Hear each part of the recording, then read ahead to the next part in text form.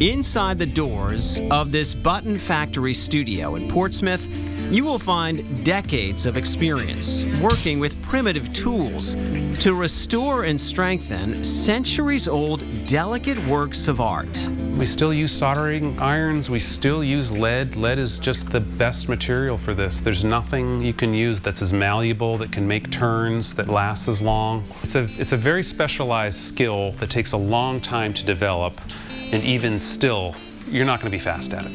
It just takes a while.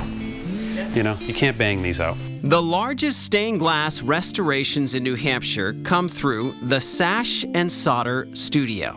This is a clerestory window from First Church Christ Scientist in Concord, and I'm just reletting this panel.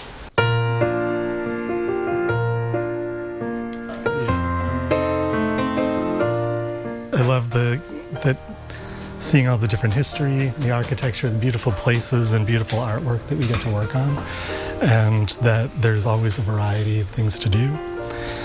You could be on site one day removing windows, you could be taking rubbings. I mean, just runs the whole gamut. And always interesting and lots of problem solving. Keeps our brains active. Tom Driscoll and his wife, Heather Brooks, launched Sash and Solder in Portsmouth 6 years ago. But their journey began on the West Coast, Tom admiring and then learning all he could about stained glass. And I always loved glass. I mean, I was one of those kids in Catholic going to church on Sundays and looking at the stained glass windows like probably most of us did. So that always appealed to me.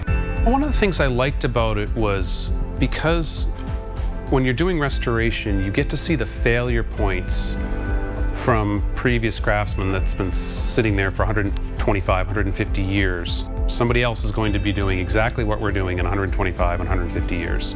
So we're not necessarily trying to improve, per se, on the work, but you can sometimes see things where they failed at times, and in that sense, we can look at it almost as an improvement, like where the panel buckled in an unusual way, and I was like, well, that compositionally didn't quite work out. Is there a way we can strengthen that in an unobtrusive way? So that's a fun part of it. And then, so that's the restoration. A fragile medium and an intricate balance of art meets craft. It's illuminated color. How can you go wrong, you know? Yeah, so you get to see how different artists have made use of the medium, and there's a lot of wow factor in it because it's light and color. So it's really, really beautiful. There's like an element where you can be creative but also work with your hands, you know? It's a little bit of construction, it's a little bit of, you know, different thought processes, and just thinking like outside the box and creatively.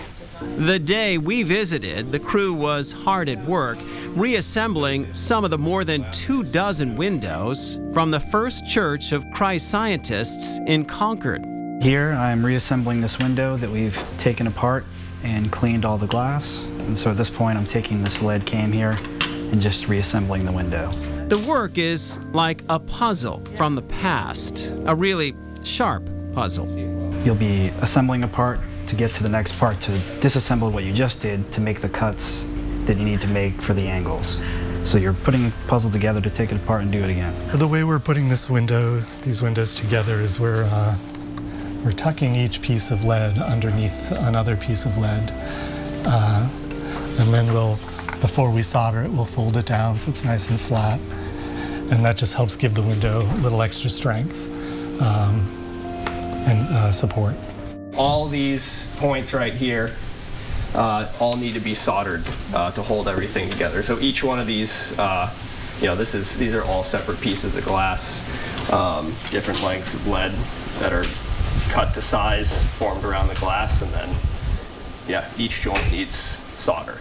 Even though we're doing 30 of the same windows, they're all documented as if they were an individual window. So every single window, besides photographic documentation, we do what's called a rubbing, which is it's almost like a gravestone rubbing. Some of the glass is not exactly the same, so you can't just take this piece and put it in another window. You know, somebody cut this by hand 115 years ago, and they were good at it, but they're not all the same. They're not all interchangeable. So we look at, even though they're individually, even though there are 30 of the same windows, there really are all individual windows. Glass matching is another challenging part of the job.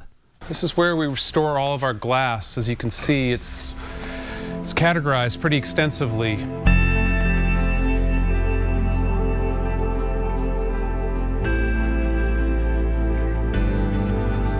We've been amassing this glass for over 20 years.